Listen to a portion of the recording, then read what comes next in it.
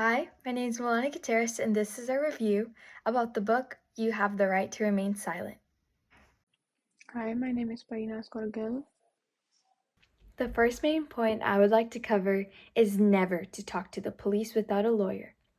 A main and very prominent concept constantly emphasized in this book was that even innocent people should never speak to the police voluntarily. Things can either get misunderstood, taken out of context, or used against you. This is especially important to keep in mind since officers are in fact legally permitted to lie, so therefore your words can be twisted. The right to remain silent was created to protect the innocent people from errors, coercion, and misunderstandings, but not to shield the guilty. Even so, this book does touch on how if you remain silent without invoking your rights, it can be taken as a sign of guilt. The second main point I would like to cover about this book is that the Fifth Amendment protects the innocent. A common misconception regarding the Fifth Amendment is that it is only for guilty people. Duane then conveys the importance of this amendment and conveys how it exists to protect innocent people from wrongful convictions, false confessions, or accidental false incrimination.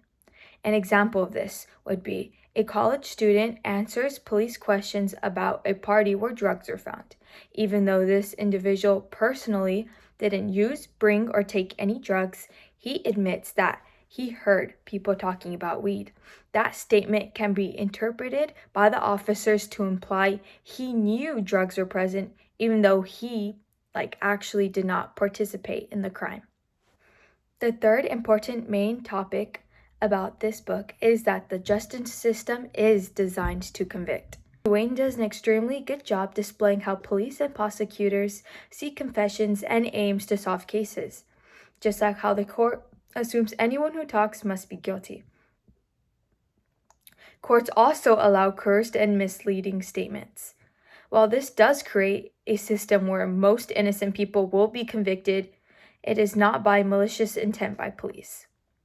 For example, you match a vague description, let's just say a young man in a hoodie, of someone near a theft. Police ask you questions to simply rule you out. Although anything you say in hopes of being helpful or say without thinking, such as, I was around the area, can be used to build a case, even if you truly are innocent. My personal analysis. One of the notions that really stuck with me throughout listening to the audiobook was how the justice system is ultimately established in a way that rewards police for getting statements and not necessarily getting the truth. The hard reality is that there is an unfair power balance where police can lie, manipulate, and pressure suspects. After further reflecting on this, it bothered me how citizens aren't really taught how to protect our rights, and how ludicrous it is to have to take math or English for years, but no one ever really takes the time to teach us how to safely handle an interaction with law enforcement. This displays how lack of education puts innocent people at risk. I'm going today feeling more cautious, informed, and grateful that these rights, especially the right to remain silent, exist. It's a powerful reminder that knowing the law, rather than blindly trusting the system, is what truly keeps you safe. Thank you. In his book, Duane explains that police interrogations aren't casual conversations, they're structured psychological tactics to get people talking. Officers are trained in methods like the RAID method, which uses pressure, confidence, and controlled questioning to wear someone down. They can keep a person in a room for hours, repeat the same questions, and make them feel trapped. What's surprising is that most of this is completely legal. Police can lie about having evidence or claim someone else confessed even if nothing was said.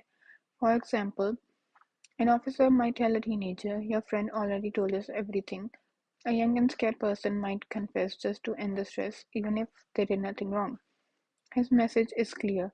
These tactics do not just affect guilty people, they often corner innocent ones who don't even realize what's happening.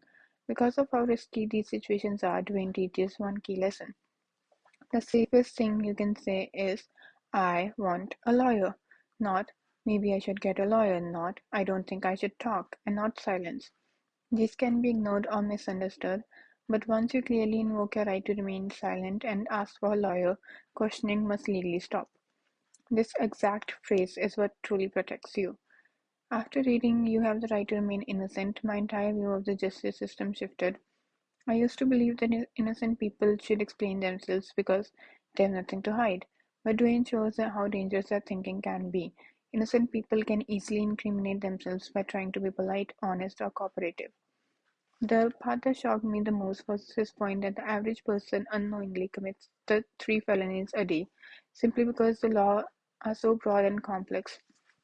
It made me realize that how anyone, even someone who has never been in trouble, can get pulled into a system without warning. I also didn't fully understand how much power officers had during interrogations. They can legally lie, exaggerate, or use psychological pressure to push someone towards a confession. It's frightening to think how that innocence can't protect you, especially when the system often favors law enforcement over the person being questioned. What bothered me is that we are never taught about how to handle these situations. We learn academics for years, but no one teaches us a simple phrase that could prevent a false confession. Now I understand the real cooperation isn't explaining your side, it's saying, I want a lawyer. This book made me feel more aware and prepared. It reminded me that trusting the system isn't enough. Knowing your rights is what truly keeps you safe.